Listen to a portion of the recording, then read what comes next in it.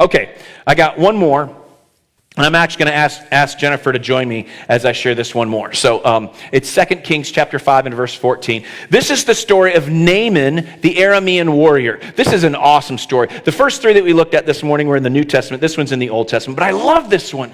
So here's Naaman. He's this great warrior for Aram. And he's brought incredible victory for the armies of Aram. But something happens. Something happens, and we find out in the story that Naaman is a leper. He's eaten up with leprosy.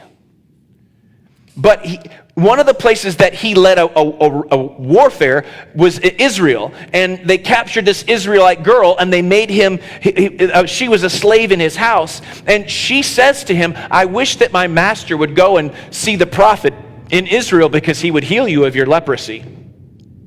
Naaman is gripped by this.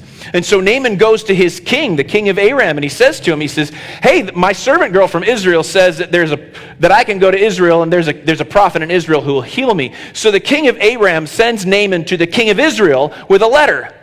And so Naaman brings this letter. Here's Naaman, this great warrior who's raided Israel. He comes to see the king of Israel, and he says, and the king of Aram has this letter, and it says, hey, we've heard that there's a God in Israel who can heal, so heal my servant. And the king of Israel's like, this is a trick. They're trying to kill me.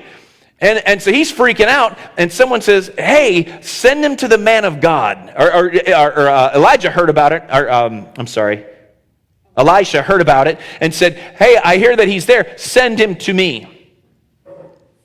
And so Naaman the Syrian, he comes, right, to go see Elisha. And that's where he comes to Elisha. And when he gets to Elisha, he gets outside, and he's got the horses and all the stuff in his little parade. And he gets there, and Elisha doesn't even go out to see him. He sends a servant out to tell him, go wash in the Jordan 7 times, and you'll be clean. And then the servant turns around and comes back inside. And Naaman is furious.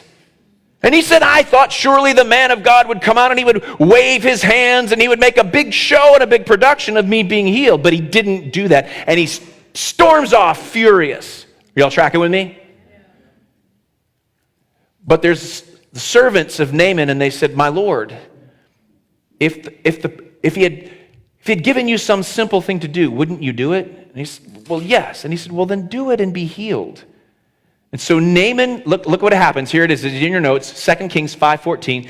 So Naaman went down and dipped himself 7 times in the Jordan. Look at this right here. Read it out loud with me. According to the word of the man of God. Let's rephrase that with one word. He was obedient. He humbled himself and was obedient according to the word of the man of God. And look at this. And his flesh was restored like the flesh of a little child. And he was clean.